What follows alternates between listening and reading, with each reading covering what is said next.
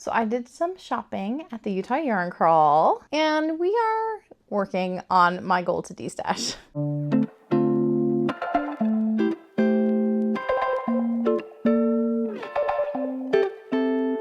Hello, my name is Emily Crow from The Cozy Crow, and welcome to my YouTube channel, and welcome to today's podcast episode 67, I'm pretty sure, where I'm going to be talking about mostly the things that I was knitting on in the month of July, and looking forward to the month of August. And I have a lot of new yarn related goodies to talk about from the Utah Yarn Crawl that happened this month. So let's jump right into my finished objects. I had a few things that I really wanted to finish in July, and I was able to get a couple projects done, which I'm really happy about. I do have a couple other things that are still in the work in progress stage, though I finished these finished objects right at the very end of July / very beginning of August. And so with those being my focuses, I don't have a lot of works in progress to share with you because they haven't gotten a lot of attention. So this is kind of a lopsided podcast that I'll have a couple finished objects. I'll have one or two really small updates for works in progress. And then I have a lot of yarn goodies to talk about.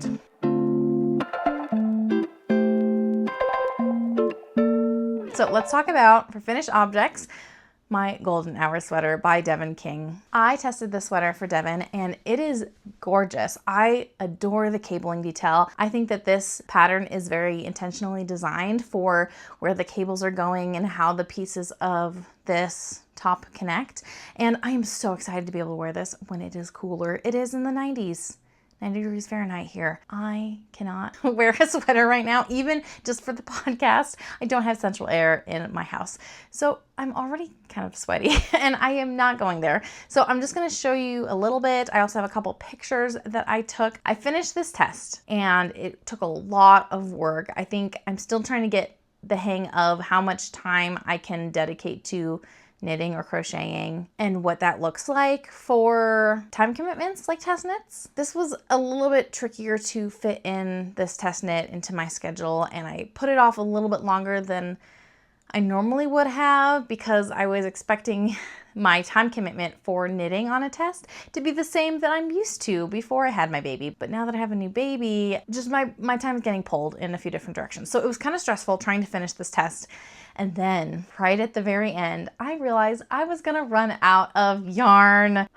I ended up using almost an entire skein of worsted weight yarn more than the designer did for the same size, which is wild. I don't know how that happened, especially because my gauge is almost exactly what my swatch said. It's almost exactly what Devin recommended in her pattern. I really don't know how that happened, but I used like 1,500 yards and she used a little less than 1,300 yards for her version of the pullover. It is wild. I don't know how that happened, but thankfully, this yarn is from So Happy Jane. I have an extra skein here because I panic bought 2 extra skeins just in case because I did not want to go through this running out of yarn again. So I have an extra skein that's completely untouched. But this yarn is Sustain by So Happy Jane. It's the confetti worsted base, and you'll see there's like these beautiful tweedy bits.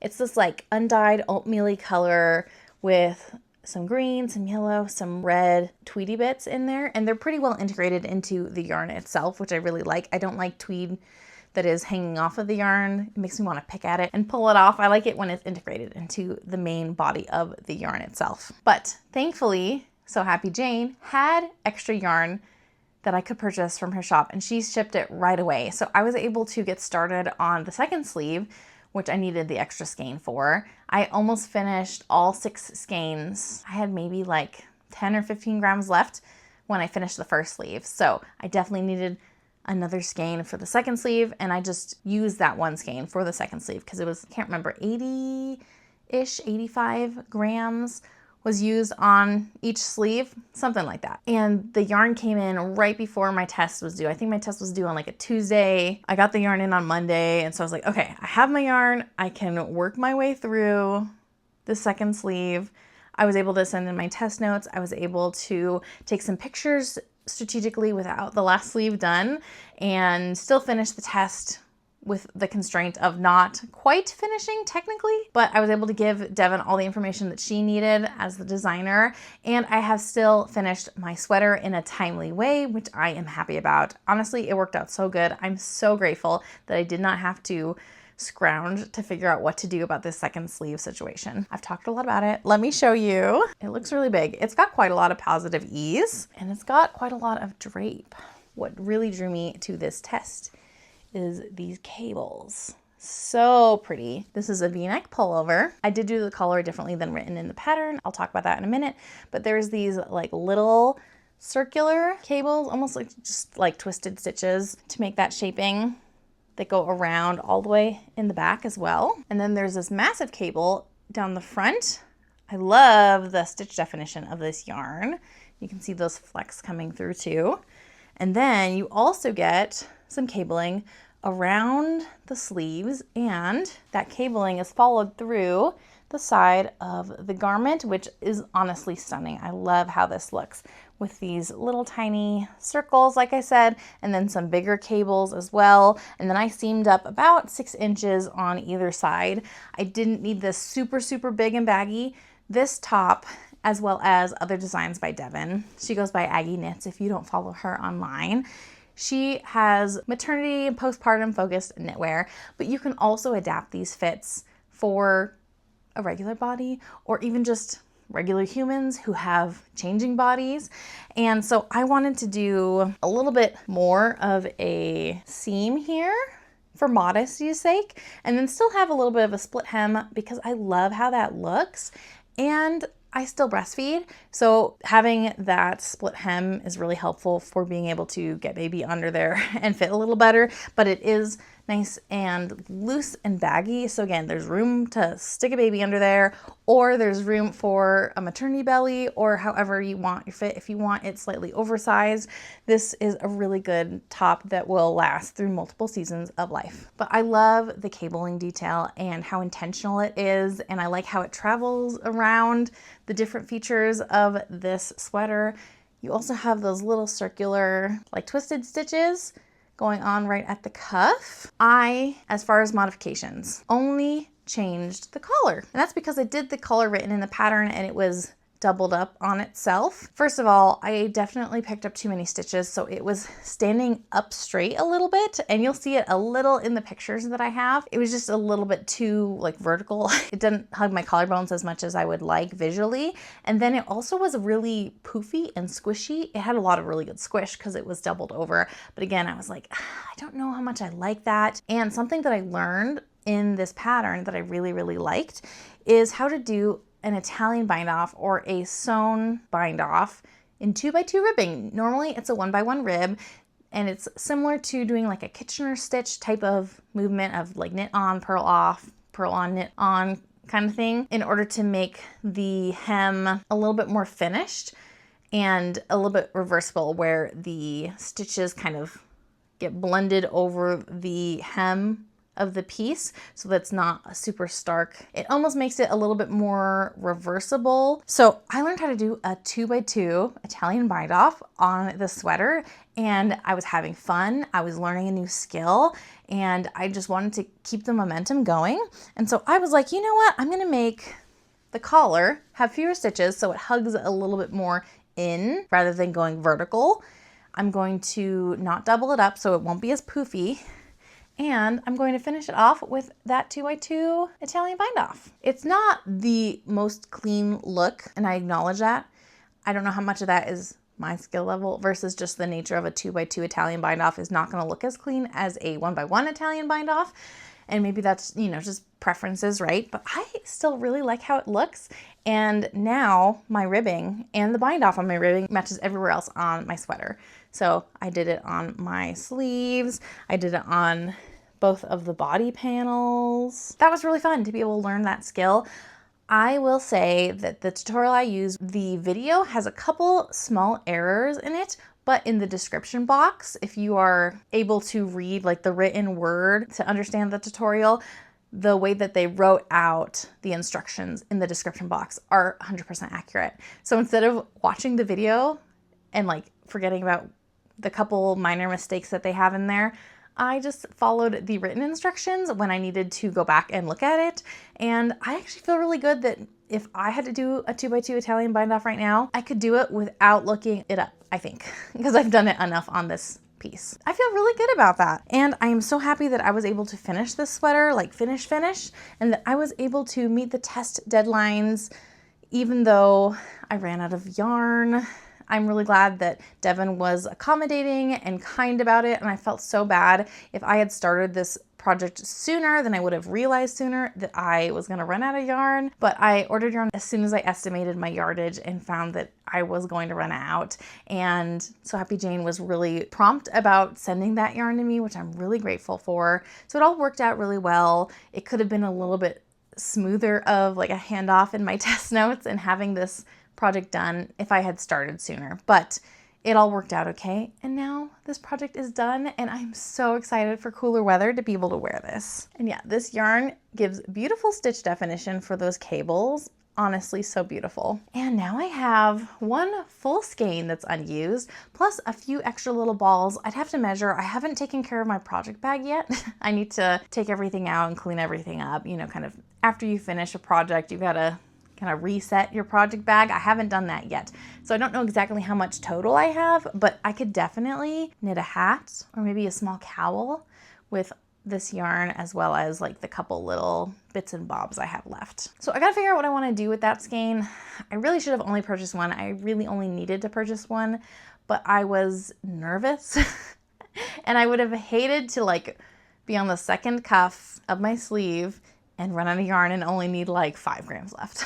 I panicked a little bit. Bought 2 skeins. I only really needed one, so I have an extra skein in my stash. But this sweater used up almost 7 skeins entirely, which is really good. I bought this yarn for this project, and being able to use that yarn pretty quickly also feels really gratifying. It's nice to have a yarn stash that you can pull from as inspiration strikes, as you find the time to cast something on. If you have a test knit or crochet project and you're looking for a specific yarn from your stash, like shopping your stash is really nice. I didn't have any worsted weight garment yarn and I really wanted to test this pattern. And so when I was shopping already at the Great Basin Fiber Arts Fair, I bought the yarn for this after consulting with Devin about yardage requirements and things, and I should have bought an extra skein just to be safe. I did not, and I've learned my lesson, and I was really lucky that it still turned out all right. I think it'll be another month or so before I get a chance to really wear this, but it is ready, it is blocked, and it is perfect for cozy season. Definitely recommend that pattern, and Devin has come out with a lot of designs within the past year, and she has a lot more coming up. I did not volunteer to do any more test knits because I don't think I can commit at this time. I kind of need to do a reset, work through some works in progress I have, work on some other making goals I have, and I'll just buy some of her upcoming patterns when they are released in a few months. It's good to take a break from test knits, and I keep having to remind myself that I need to take a break from test knits because I have another test knit that I have, again, fulfilled the requirements of the test in a timely way, but I haven't finished the top yet. So that is a goal of mine for August, is to work on that project. Though that project got like 1 or 2 rows. So I'm not even going to share it here because it's not worth sharing my progress. Nothing really happened. So that'll be a focus for August, I think. Oh, where is my socks? Oh, here, there. I have one other finished object to share with you, and this is from Sock Week. So if you're not familiar, in mid-July, Knitty Natty hosts this make along where you knit or crochet a single sock in an 8-day period from Sunday to Sunday, and you get prize entries for using sponsored products or using products that are related to the theme of that sock week, which this year was garden party. And if you look on my channel, I have a vlog where I shared my process of knitting my first sock in this pair for sock week, and it was a little bit of a time crunch just because I had other things going on. Again, like time management for time sensitive knitting is a little bit hard for me right now, but I was still able to finish a sock during sock week, and I shared that process with you, so you can check out my vlog. I'll link it down below and up above. But I was able to finish this pair. I did finish like August 1st or 2nd, which is a little bit of a bummer. So the skein of yarn I used up for these socks will count towards my August stash totals, not my July stash totals. But we'll get to that, and at the very end of the new yarn goodies section, I'm going to share with you where my stash is at right this second, and I'm going to start including this more in my podcast so you can kind of follow along on my journey to attack my stash. But these socks are so beautiful. I really love how they turned out. There's some interesting like color pooling. You can see that the top on this sock is a little bit more of that like gray color, and this is a little bit more bright. On the camera, it shows up way more intensely than it does in real life, I think. But the colors in general are mixed enough that it isn't bothering me, but there's definitely a little bit of like micro striping and some interesting color pooling, but it's a little bit more on the subtle side. This yarn is from the Backcountry Knitter. They are not dyeing yarn right now. I know that they had a baby last year or 2 years ago, so they haven't dyed yarn in a while. I had purchased this from a local yarn store. This main color is called Summer 11, and then this mini is called Melon. I love this pink. It's like a very juicy, I don't know how you describe it. It's kind of like bubblegum pink, but a little bit more salmony than a traditional bubblegum pink. So fun. And I bought these colors separately at the same time so I could mix and match contrast colors and figure out what I wanted to do. And this is the contrast I picked. I did it on the toe and on the cuff, and I adore these socks. They made me really happy. I just really needed a vanilla sock project with some really interesting variegated yarn, and I figured I would also time myself knitting one of the socks for Sock Week to see how long it would take me. Just add another data point to my trying to understand how long it takes me to knit a pair of socks. And you'll see in my Sock Week video the results of that as I timed the first sock. So I have a good idea on how long it takes me to knit a pair of vanilla socks now, because I've now timed 3 socks. I could definitely keep timing myself, but I think that that is enough data points for now. Maybe for a pattern sock, I might time myself again in the future. I just think it's interesting to learn a little bit more about my making process, and learning more about my making in general, I think is really interesting, and I want to time myself more for projects. I will show you something that I did different on this pair of socks compared to other socks that I have knit. This will be kind of hard to see, but I did a slight anatomical toe. So you can see that the angle of my decreases is different on this side compared to this side. So for the first half of my toe, I just decreased every other round as I typically do for a wedge toe. And then for the second half, I needed a little bit more length because of where I decided to start knitting my toe, and I didn't want to rip it back. So I was like, we're going to try an anatomical toe this time. So on one side, the side with my little toes, I decided to decrease every single round, which is what I normally do when I knit a modified wedge toe. And then on the side of my big toe, I decided to continue decreasing only every other round. And it actually worked out that at those separate rates of decreasing, I still was able to end up with an even 10 stitches, which is what I like to end my toe on before I graft. And so I was able to graft, but it added a couple extra rounds of length, and it accommodated my big toe a little bit better. And then I made my second sock to match and just be the mirror image of it. And we'll see when the weather cools down if I want to keep doing anatomical toes like this, if I like how they fit better. I'm still trying to get used to my new foot shape postpartum, and maybe even like increase the size. I'm not quite sure. I've tried to put on heels. I'm 7 months postpartum now, and heels are not comfortable. It feels like I'm trying to squeeze sausages into casings. Like, it's not a fun time. And so I think that I just need to adapt a little bit more for my body as it's changed. If you're not familiar, hormones between pregnancy and postpartum can like alter the way that your ligaments and your tendons behave. So a lot of people have joint instability during pregnancy. I had a lot of that. Even postpartum, it can change like the shape and size of your feet. That is not uncommon. And so with my first pregnancy, it didn't make a difference for my feet. But for this second pregnancy, I've noticed it in my sock knitting. I've had to make adjustments I'm not used to making for the size and shape, and my shoes are fitting a little differently. So I think that that is just how my feet are now. So I might need to come up with a slightly different sock recipe, which is totally okay. So really happy to have these socks done. If my count is correct, I think this is my 131st pair of completed socks, which also would be really fun to share. I have knit over 100 pairs, and since I reached that benchmark, I haven't kept track. So I should go back and keep track because it's really fun to share. And It's fun to knit a pair that is vanilla, that is simple, that is a tried and true recipe. I just did a heel flap and gusset, 64 stitches. I did 20 round cuff, 40 round leg, did a regular gusset after picking up an extra stitch on the corner of my heel flap just to kind of cinch in that edge and eliminate a hole. And then I did 45 rounds of the foot after the gusset was completed. All really typical for me. Again, I had to adapt with a slightly anatomical wedge toe compared to my traditional toe because how things are changing with my body. Overall, it was a really simple mindless sock, which was really nice, and I could just love on the yarn visually and just enjoy the process of knitting. So that was a nice treat to have. I do need to cast on some other projects that are really simple, easy stockinette and small that I can take with me on the go, but I'm not quite sure if I have something already in my whip pile that would suit that need if I take a look at the stitch pattern and get more comfortable with it or what. So I got to take a look and see what I've already got casted on so I can work through some works in progress, but I do need another like simple, easy, small knitting project on the go. So I got to figure out what I want to do for that.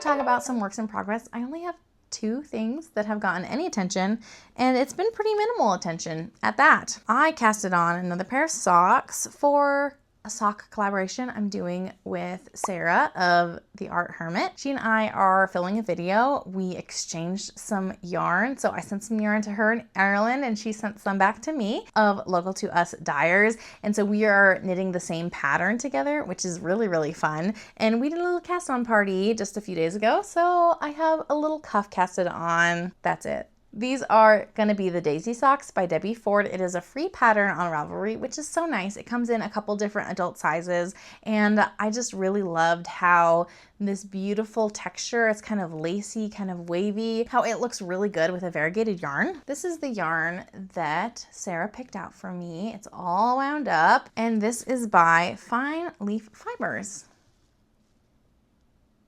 You can see the colorway is not written down, so I don't know what the colorway is called. If I find that out, I'll make sure to include that in my video. But I love this color. I'm really a fan of like the dusty rose mauve type of color palette. So this definitely fits right in. And I'm excited to see how it works up. Again, there's not much to see here. Also, I used some old needles because I couldn't find any that were not quite so kinked. So I'll probably transfer this to a better cord that isn't all wound up on itself. Kind of wild. Okay, I couldn't remember if I had talked about this pattern or not. Things are just a blur a little bit. Like, I can't believe that my baby's already 7 months old. He is crawling. He is rolling around everywhere. He's putting everything in his mouth. He's trying lots of food. Like, change is happening and life is just busy. Life is going by really fast. But I had to check, and I have not talked about this project yet. I am filming a couple different book and yarn box vlogs right now, just trying to catch up with the boxes I have around and trying to read some books that I've been meaning to get to. This project is for the Shield of Sparrows book box that came out much earlier this year. It's quite a few months ago, so it would not be a spoiler to show this right now. But this is the Sevens Socks by Leah Gibson, and I'm almost done with the leg. Doesn't this cable look so pretty? I keep forgetting these pearl rounds and I keep having to undo them. But this yarn is really, really beautiful. Do I have the... Where is it?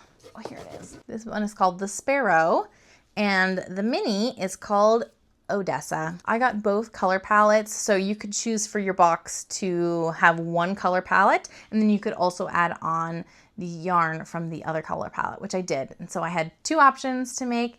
I chose this one. The other colors I am going to use probably for socks for my husband because they're like a deep foresty green, which is definitely up his color palette, which is definitely up his alley.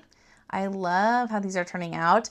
There's like one crazy round in this 12 round repeat of doing this massive cable, like 13 stitch cable. It's wild.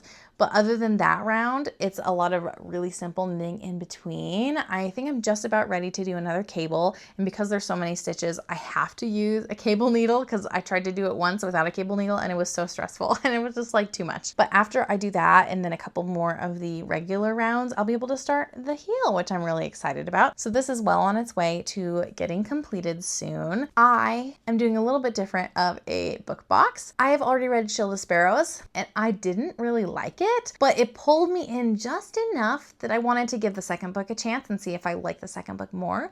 And so for this book box, I am reading the second book. I'm not talking a lot about the second book other than my feelings about it, just because I don't want to spoil anything, but I am opening the packages whenever I feel like. I am knitting however I feel like. I am listening to the second book however I feel like, because it's not tied down and I can do whatever I want. And so it's kind of freeing to be able to do a book box, but show that you don't have to like the book. You don't have to read the book to enjoy the contents of a book and yarn box like this, because even though it's fun to connect the packages you're opening and the pattern you're knitting and the yarn included to the book that inspired it, you can keep them totally separate and you don't have to read the book if you don't want to. And if you didn't like the book, you can still enjoy the book box itself and the different little goodies included. So it's kind of an interesting experience to get this book box even without liking the book necessarily. And I'm enjoying myself as a result. I wouldn't have picked this book box except for I really loved the color inspiration that Maggie included. And so I knew that even though I didn't like the book, I knew I was gonna like the yarn, and I'm really loving how this is working up. So hopefully I will come out with that book box in the month of August as we are kind of finishing up. I am getting fairly close to finishing the book that I'm working on, fairly close to opening the packages, fairly close to finishing this first sock, and then we're just gonna bang through the second sock and get it done for that vlog. I've had a ton of fun filming any book and yarn related content, and I haven't been able to keep up with these book and yarn boxes as fast as they come out, but I've really enjoyed myself every single time I've opened one of those boxes. So if you know of any book inspired yarn from any makers that you love, definitely send it my way because I would love to try them out. I have a few things on deck that I want to try in that realm, but I'm always open to trying other yarn dyers and other book and yarn boxes.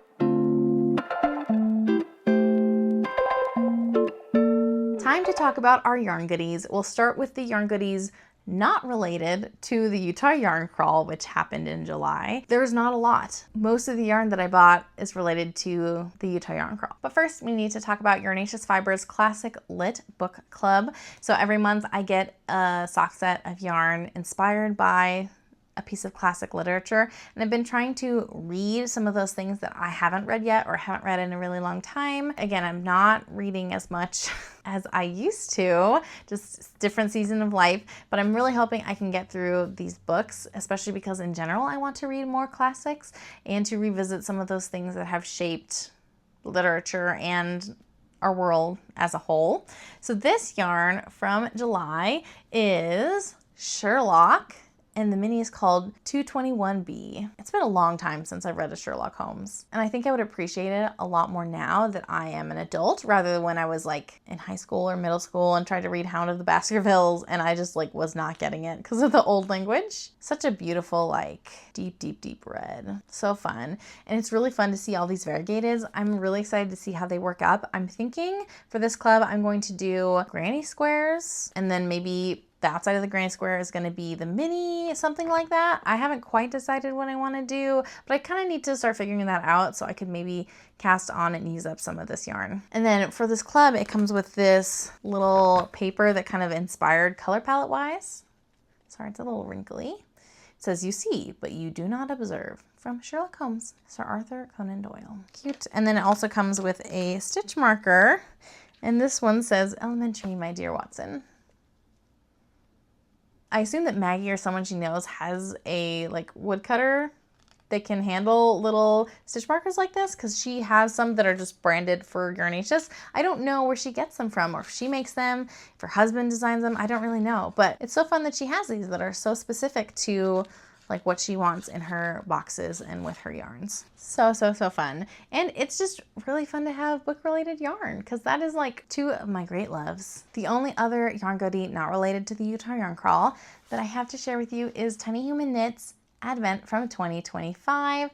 She did not have this available for US customers due to tariffs when she was originally selling them last year, but she dyed some more and did a pre-order and she started selling to US customers again just because with the tariffs and without her US customer base, her business was not going to be able to survive.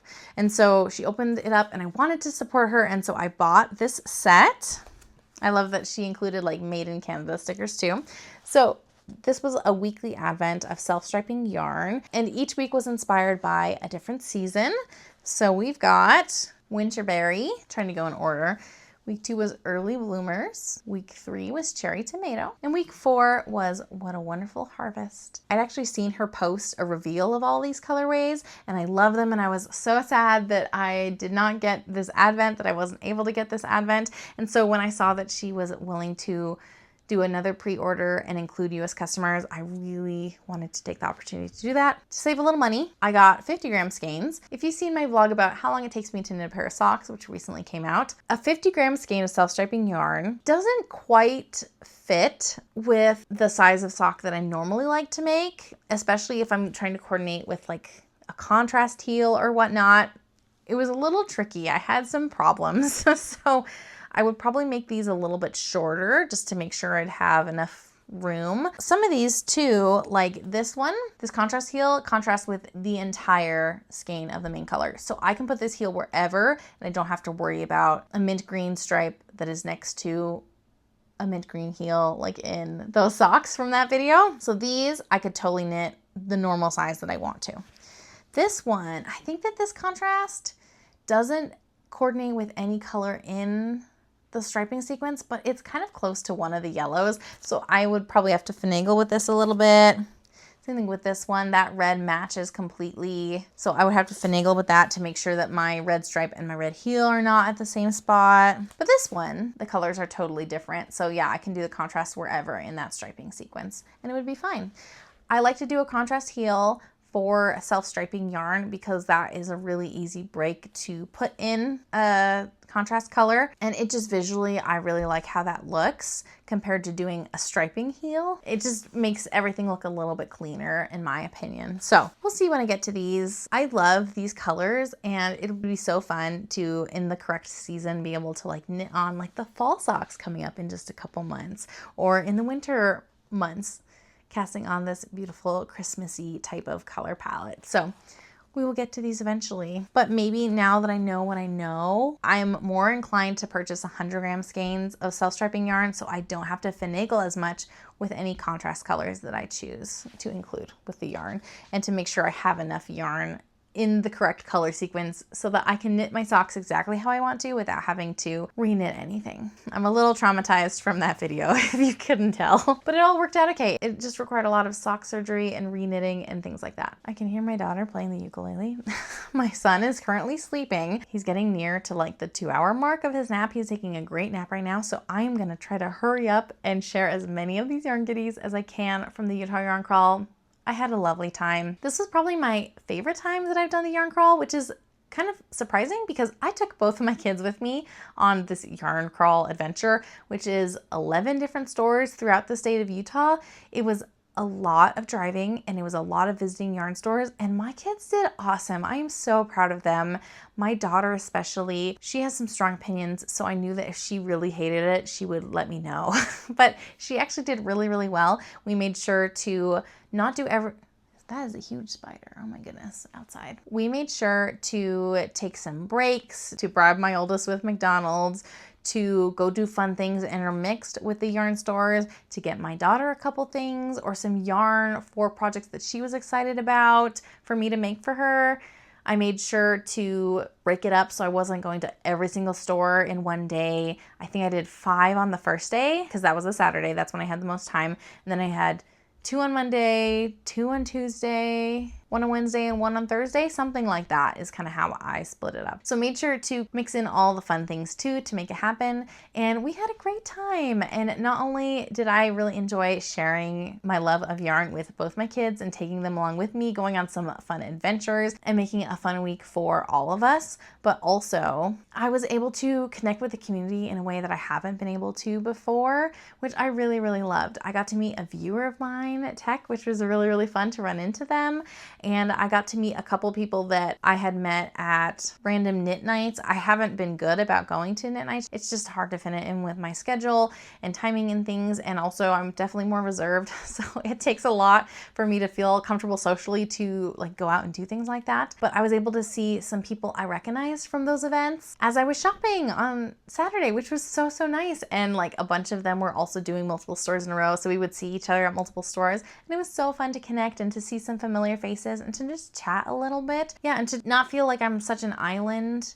I think community events like a yarn crawl help with that, but especially to see people that I recognize and whose names I know, and to be able to share the yarn crawl with them was so lovely. I even saw someone that used to live near me that has recently picked up knitting at one of the stores, which was also so fun. This time felt the best. I loved this yarn crawl the most just because I was able to enjoy myself with my kids and reach my goal of going to every single store.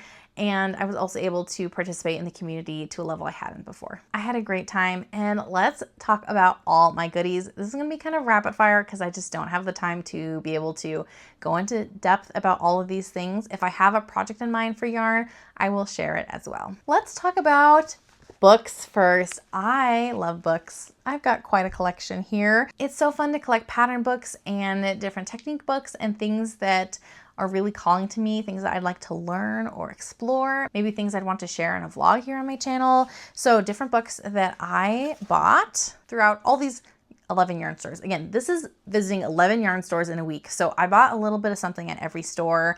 It adds up for sure. So I budgeted for this, and I have not bought hardly anything since this trip because this just took a lot of money. And I acknowledge that I'm really blessed that I could spend this money and that I could get these nice things, and really glad that I could support all these different small businesses. But what's important is supporting these small businesses year-round as well, not just once a year for a yarn crawl. Books that I grabbed, this is Crochet Socks That Rock by Anna Nikipirowitz. I have knit a lot of socks, over 100 as I've said, and I've only crocheted one pair and had crochet elements in another sock that I designed. And I would love to learn a little bit more about crocheting socks that fit really well, that utilize stretch in an appropriate way to fit my feet. It's just harder with crochet socks to be able to get a well-fitting sock that's easy to get on and off, but also that hugs the shape of your foot. So I would love to learn more about that. And I thought that this would be a great resource to be able to do that. And I would love to, again, explore more crochet sock patterns, maybe be able to recommend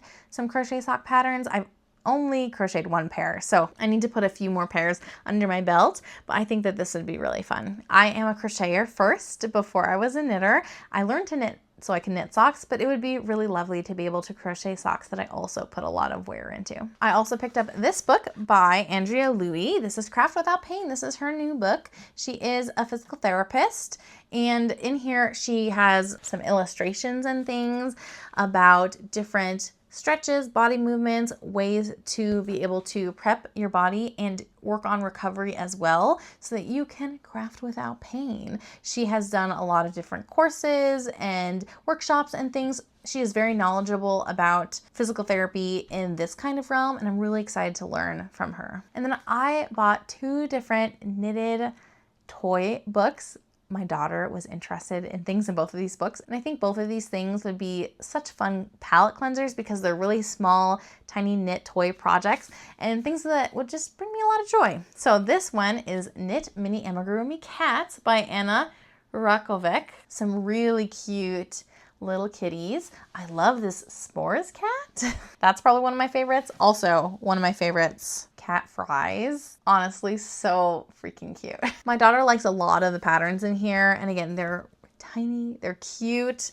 There's a bunch on the back you can see. They're really adorable, and there's lots of different patterns in here. So this would be really fun. A really fun way to use up scraps. And yeah, again, just have a palette cleanser, make some cute little toys that are just fun to make, fun to look at, fun to play with. And something else mini, this is Knit a Mini Safari by Sachio Ishii.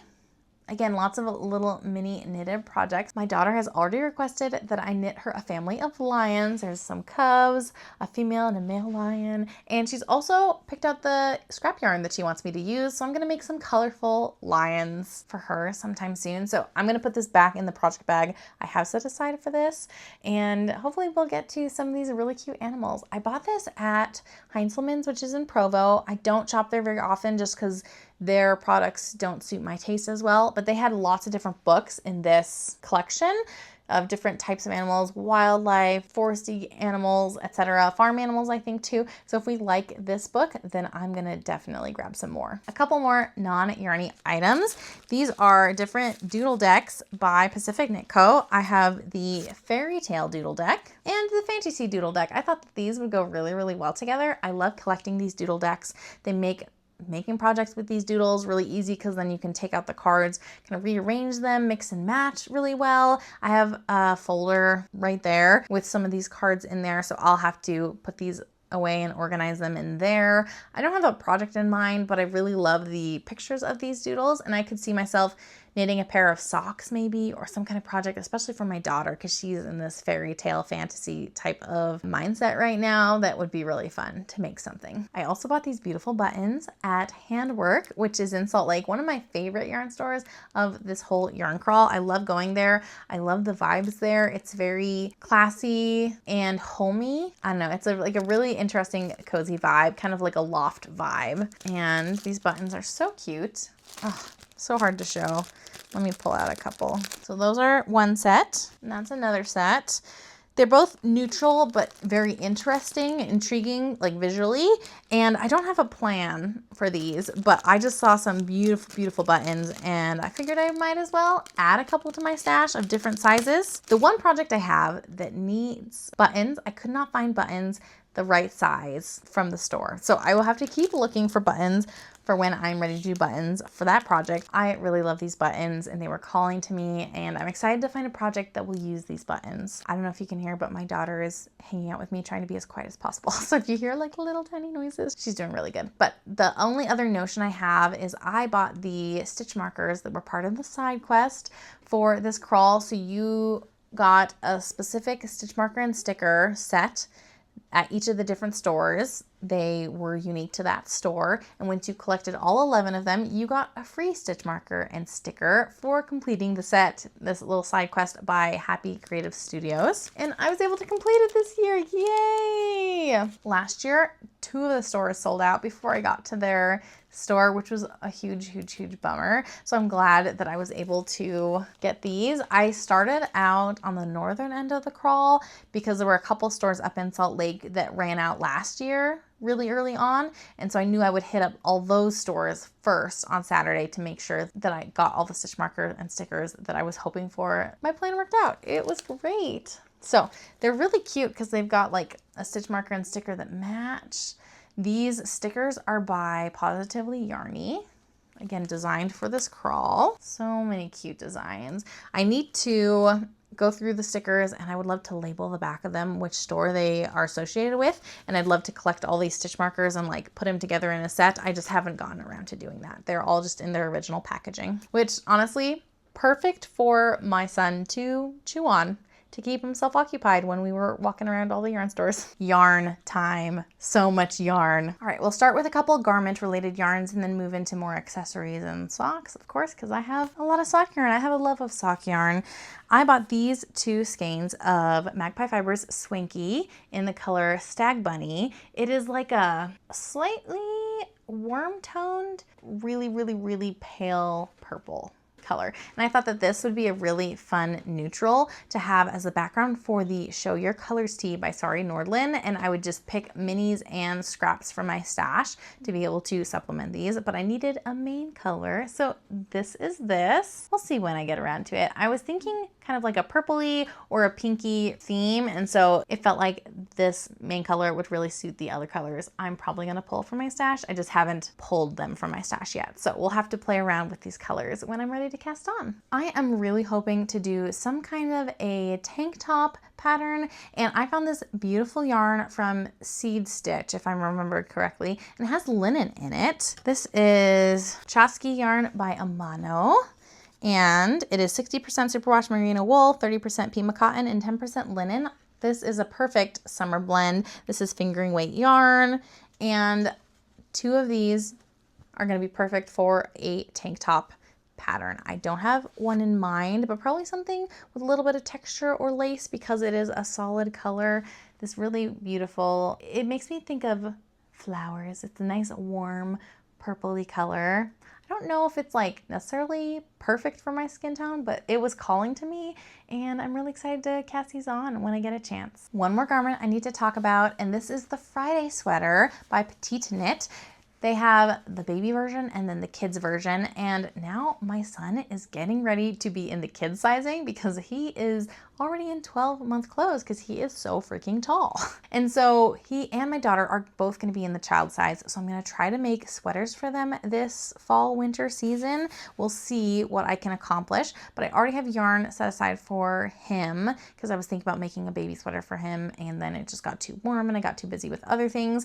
But he's going to have one that is the same main color with contrast of like this greenish. And then my daughter is going to have this as the main color again. This is Putty / Morning Mist. I guess they just changed the name. This is Sunday Sunday yarn. And then the contrast that she wanted is this blue color. Very deep. She is all about blue right now. She says it's her favorite color at this time. So it'll be really fun to make matching sweaters for her and her brother. We'll see when I can get around to these. Maybe I'll even try to cast them on at the same time so I can like, what's the word I'm looking for? So I can knit them together. So I can kind of knit these 2 projects together at the same time, do one yoke and then switch and do the other yoke. Kind of like how people do 2 at a time socks. That's the phrase I was looking for. I'm going to do 2 at a time sweaters, but they're going to be on different needles, I think is the way I'm going to get through these. Onto sock yarn. This self-striping yarn I think might be really good for a pair of socks for my husband. This is from Earth Yarns. It's their unique fingering, which is 100% wool. Not my favorite, but I think if I get a contrast with some nylon or have some nylon thread to hold double with the heel and the toe and other points like that, then I can make these reinforced well enough that they still work as socks for my husband. This color was just calling to me. I was really drawn to it. I kept coming back to the store, to this spot, being like, I really need to pick this up because I'm really feeling this for my husband. This sock set is by Mickey and Maria. I've never heard of this brand before, but I love these colors. Of course, part of my color palette, yes, the mauves, roses, things like that. And I just thought this was a perfect sock set for me. Can't go wrong with beautiful yarn like this that fits my color palette really well. And this is where I had some plans in mind for like garments and things. So I was really judicious about which yarn I was going to pick up for those projects. And then when I see sock yarn, I know I can make accessories really easily. I know I can make socks really easily. It's something that I make a lot of. And so I tend to buy more sock yarn just because I know it is going to get used at one point in time in my stash for someone, whether it's for me or for someone else. So it's really easy for me to pick up a sock set or to pick up a single skein of sock yarn and really enjoy it. This yarn, Radiant Rose, and Pink Quartz is the mini. Beautiful. This is a sock set that I built myself. Like I said, I really love to pick contrast colors that go with variegated yarns and having that freedom. And so these are actually 2 different dyers, but I thought their yarns went together really, really well. This is Dragon Horde yarn in the color Leaf, in their Myth base, which is a 75-25 superwash merino. And then I picked a Yarnaceous mini to go with it. So these are both local to me dyers, and this is the colorway Sky, and you'll see that that coordinates really, really well. So I'm really excited to have that like turquoisey, aqua-y color pulled out more with this contrast on board. This sock set is another one that I've built myself, and this is both from Lovejoy Fibers. This main color is called Tea Garden, and this mini is called Metallic Violet. You can see there's definitely some of that purple in there. I kind of wanted something a little bit more subtle than this like bright raspberry pink. I just want something a little different, but still featured in the sock. And what's really funny is I almost grabbed a second skein of this at a different store because I saw it again and I was like, wow, that's beautiful. And I picked it up and I looked at the name and I said, I literally just bought one of these. So I did not. I only bought the one, but my taste is pretty consistent. So this would be really fun to see how those speckles work up, especially with that really, really fun contrast. My last sock set, and one that I also compiled myself. This is Esther Jane's hand-dyed yarns. Again, new to me, but they are local to me here in Utah County. I'm pretty sure that this person works at Harmony in Provo, but I'm not quite sure. This color is called Baby Opal. It's a little bit more on the like watercolory side. It should be really fun to see how this works up. And then I thought it'd be fun to have a more punchy contrast color for like a heel or a toe. And so I picked up this mini to go with it called Seaglass, and I thought that the colors worked really, really well, this like blue and green, but I just wanted to experiment a little bit with a variegated as the contrast, to contrast highly with the much lighter main color. Okay, my last skein that I bought for the Utah Yarn Crawl. This is Cornbread and Honey in Mayflowers. Such a fun variegated yarn. So colorful. Honestly would have been perfect for sock week, but I'd already cast on a different sock for sock week, so this did not get the sock week treatment this year. So fun. Wow, that was a lot. But I purchased, I think, 15 skeins of yarn across 11 stores. So that is really not a ton. Couple small garment quantities and some single socks. Something I saw someone else do, which I think I might try to do next year, is they bought mini skeins from every single one of the stores so they could make a pair of stripy socks. And I thought that was such a great idea. And I think mini skeins by themselves are becoming much more common. And so I think I could totally do this and make a pair of Utah Yarn Crawl 2027 stripy socks. So I might try to do that next year so that I have somewhere to focus my buying attention on without buying lots of new skeins of yarn. I think that that would be really cool. I'm looking forward to doing that in the future. But for now, I have all of these beautiful yarns I'm really excited to cast on.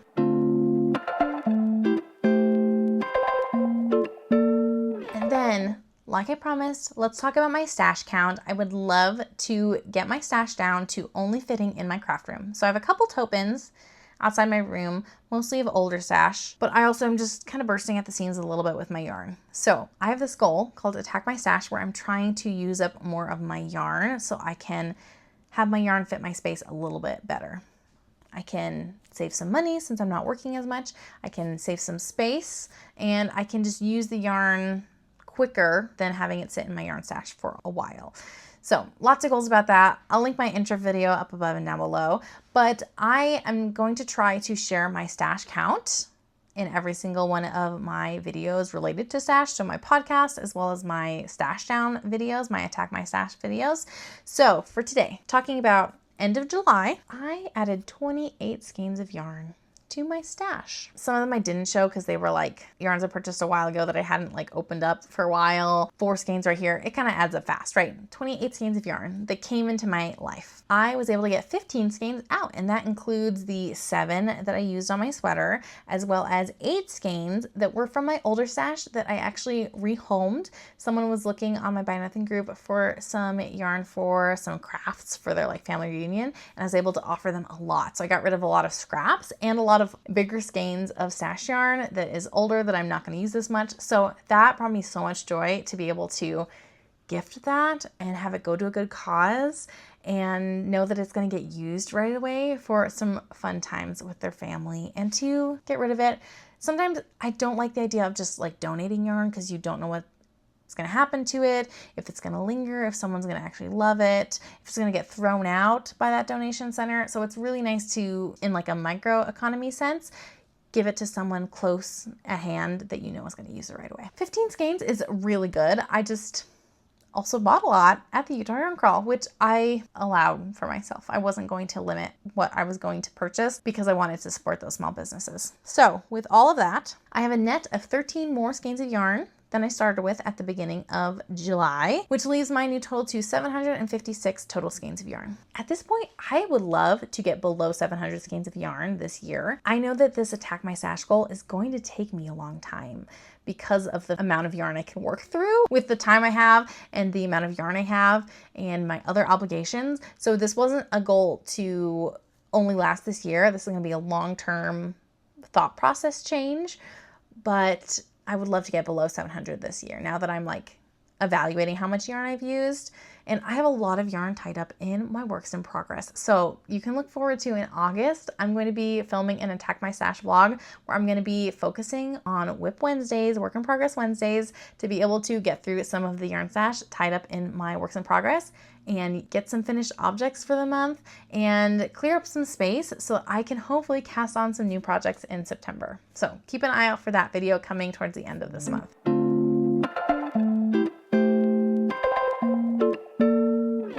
Life update, just because this video is getting a little bit long. My daughter is getting a little antsy and wants me to play with her. We have things we got to do today. I got to wake up my son. We're having such a good nap. Naps are all over the place, but we are starting to get the hang of getting some longer naps occasionally, which is great. Still waking up 1 to 4 times a night, depending on the night. So we're adjusting. I'm trying not to be super regimented about the second baby, just because I know that's not worthwhile when I already have another kid that has other needs. We're just rolling with it and doing the best we can, making accommodations here and there, and hopefully it'll all shake out in the end. I mean, people learn to sleep through the night. People learn to eat food and not drink breast milk at some point in time in their lives, right? So I don't need to worry about weaning or sleep training or any of that stuff when he's only 7 months old. I've got time. And so we're just gonna live in the moment and we're doing okay despite the sleep deprivation and the juggling of things. Again, he's getting really big. He is crawling, not with his legs. He will army crawl, but let his legs drag, which is so funny to see. But he's starting to really get around. So we are having to baby proof. We are having to make sure all the little Barbie toys are cleaned up from off the floor. So it is a little bit of a process. He's starting to speed up, so our time is running out. But he's trying lots of food and really enjoying the process of eating. Not as much purees and yogurt and things. He does like yogurt, but what he loves is real food. I gave him a grilled cheese sandwich yesterday and he was going to town on it. He loves nomming on a piece of steak. He ate half a peach yesterday, just as a half a peach. He loves real food and he loves getting to try lots of different things. He loves hummus, which I love. That's a really, really great source of fiber and protein, right? So it's been really fun to experiment with him, and he's really getting the hang of picking things up. He can almost pincer grasp already. He kind of uses this part of his fingers more than the tips of his fingers, so he's not quite there, but he's making really good progress. He's gotten the hang of starting to chew and get little pieces of food off. It's really fun to see him really doing well with that. My daughter is going to start kindergarten this month, which is wild. I am so ready for her to do that, and I think she'll have a great time, and she's so ready for that. But it's hard to believe that I'm that old, that my daughter's that old, that we are now moving into that season of life of having a school-age child that is doing school and having that schedule and routine and events going on. I love school, and back to school is my favorite time of year. So I'm really excited for this new stage of life, and we'll see how it goes as we are adjusting this month. It's still really hot. There's still wildfires. I'm really excited for the fall. Probably won't cool down for another month or so, but living in tank tops and flowy skirts for some good airflow and just eating a lot of ice cream and popsicles. So if you are also overheating, I totally feel ya. We'll see if I get to cast on a tank top or vest before the weather cools down, if I could maybe wear something lighter weight. My one test, the Sea Tangle top, is a fingering weight button-up t-shirt style top. So hopefully I can get that done while it's still hot and I can enjoy a hot weather knit. We talked about the Utah Yarn Crawl. We talked about Sock Week. I had a great time. It's been full of really fun things going on in July as far as knitting and crochet goes. But I'm excited for August to be a little bit less chaotic event-wise, and I can just focus in on what we're doing with my family. I can focus in on working through some works in progress, and I can kind of get ready for a good reset for the fall. My job is also really crazy right now. I work as a nurse and we do a lot of trauma, and we're just having a really rough summer. The past, I would say 5 or 6 shifts, I've only had 1 shift that's been relaxed. All the others, I've had to skip lunches. I've clocked out an hour late. It's been really busy, and I love being an ICU nurse, and I love taking care of my patients and leaving them better than I found them. And it's been nice that because I work only a couple shifts a month, that if I have a really rough shift, I know that I'll be home for a while and I can recuperate. Where I know a lot of my coworkers don't have that luxury to be able to take a good time away from work to reset. They have to come back again the next day to do it again. So even though it's been really tiring and exhausting and hard to fit in pumping with like these really critical patients, I'm really grateful that we've managed to make it work thus far. And I've had some really good opportunities to take care of some sick patients, which is part of why I am in the ICU, because I really like that opportunity to do that. And sometimes we work with a lot of not as sick patients, and that can get old as well. So I like that my unit has a lot of flexibility, though right now we're a little bit overstretched. So we've just got a lot going on. And it's hard that we need people to pick up shifts on my unit because our staffing is a problem. Like we just have so many critical patients that we have too many like singled patients that need a lot of attention from nursing, and they're asking for people to pick up, and I just can't right now with family responsibilities and flexibilities. It's just like not as easy for me to do that. And so it's a little hard to see, and it's a little hard to be so removed from my unit because I just kind of pop in for a shift here and there. But there's a reason that I work where I work, and there's a reason that I'm still working there, and it brings me a lot of joy and peace to be able to take care of people in that way. And like I said, like leave my patients better than I found them and feel like I'm doing good for them in their survival and their journey towards healing. It's still definitely a significant part of my life and like where my brain goes right now, especially because we're in a really busy season and we've got a lot of sick patients right now.